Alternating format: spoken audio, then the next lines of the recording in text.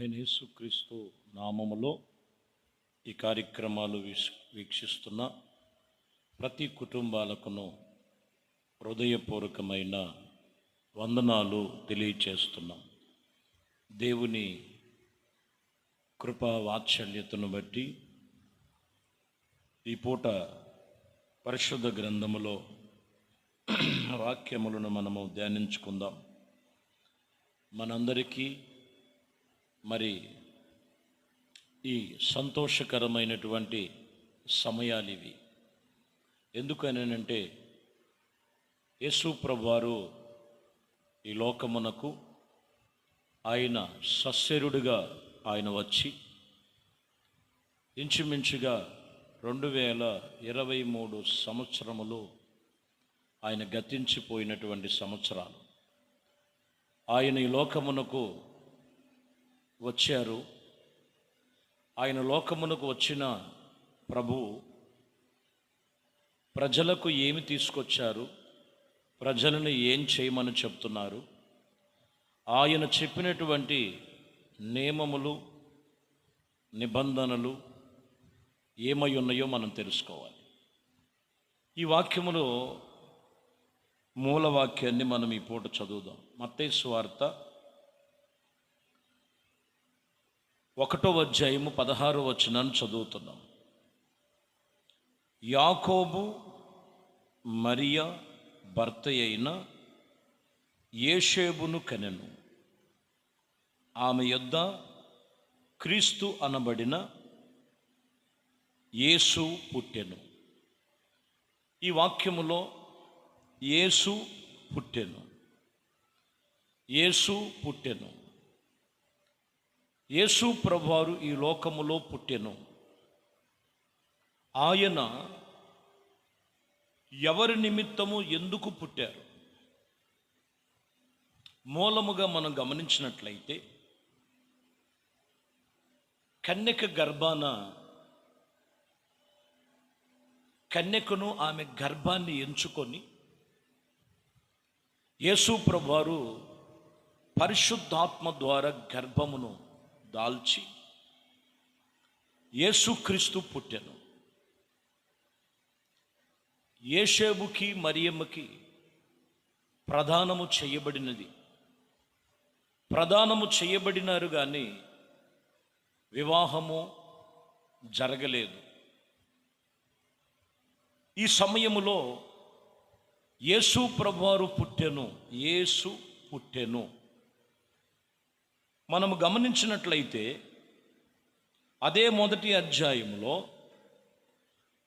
మనము 1వ అధ్యాయము 18వ వచనం మత్తయి సువార్త చదువుతున్నాం. యేసుక్రీస్తు జనన విధి ఎట్లా అనగా, ఆయన తల్లి అయిన మరియా యేషేబునకు ప్రదానము చేయబడిన తర్వాత వారింకనూ కాక, ఇదిగో వారింకనూ వారు పరిశుద్ధాత్మ ద్వారా ఆమె గర్భవతి అయి ఉండెనని రాయబడింది. వారు ప్రదానము చేయబడి ఉన్నారు. వారింకనూ వివాహము జరిగి ఏ విషయంలో కూడా వారు కూడలేదు. పరిశుద్ధాత్మ ద్వారా ఆమె పరిశుద్ధాత్మ వలన గర్భవతిగా ఉండెను. యేసు ప్రభువారు ఆయన పరిశుద్ధాత్మ ద్వారా కన్యక మరియ గర్భాన ఆయన శిశువుగా పుట్టెను. ఒకటి ఇక్కడ మనం గమనించాలి, యేసు ప్రభువారు పుట్టెను, యేసు పుట్టెను. యేసుక్రీస్తు ఎందుకు పుట్టెను అనేది మనం గమనించాలి. కొన్ని విషయాలను మనం ఈ పూట మనం ధ్యానించుకుందాం. గలతీయులకు రాసిన పత్రికలో 4వ అధ్యాయము 4వ వచనాన్ని చదువుతున్నాం. అయితే కాలము సంపూర్ణమై ఉన్నప్పుడు దేవుడు తన కుమారుని పంపి ఆయన స్త్రీ యందు పుట్టెను. రైట్ టైములో దేవుడు ఆయన స్త్రీ గర్భమున పుట్టెను. ఎప్పుడు కాలము సంపూర్ణమైనప్పుడు, కరెక్ట్ టైంలో స్త్రీ గర్భాన పుట్టెను. చాలామంది స్త్రీ పురుషుని యొక్క కలయికలో పుడతారు, కానీ పరిశుద్ధాత్మ ద్వారా గర్భమును దాల్చి కాలము సంపూర్ణమై ఉన్నప్పుడు రావలసిన వాడు ఆలస్యము చేయక, ఇదిగో ఆ సమయంలో రైట్ టైంలో యేసు ప్రభువారు స్త్రీ గర్భమున పుట్టెను అని రాయబడింది. యేసుక్రీస్తు యొక్క పుట్టుక యొక్క రహస్యములు కొన్ని విషయాలు మనం తెలుసుకుందాం. రోమాపత్రిక 9వ అధ్యాయము 5వ వచనాన్ని మనం చదువుదాం. పితరులు వీరిలో వారిలో శరీరమును బట్టి క్రీస్తు వీరిలో పుట్టెను. ఈయన సర్వాధికారి అయిన దేవుడై ఉండెను, నిరంతరము స్తోత్రార్హుడు, పూజార్హుడై ఉన్నాడు. ఇక్కడ గమనించినట్లయితే యేసుక్రీస్తు ఎవరు అని అంటే ఆయన సర్వాధికారి అయిన దేవుడు. పితరులో వీరిలో వారిలో శరీరమును బట్టి క్రీస్తు వీరిలో పుట్టి ఉన్నాడని, యేసుక్రీస్తు సర్వాధికారి అయిన దేవుడు. ఆయనకి సర్వ అధికారములు ఉన్నవి, సర్వ అధికారములు ఉన్నవి. అప్పటికే భూమి మీద సాతానుడు ఏలుబడి చేస్తున్నాడు. అప్పటికే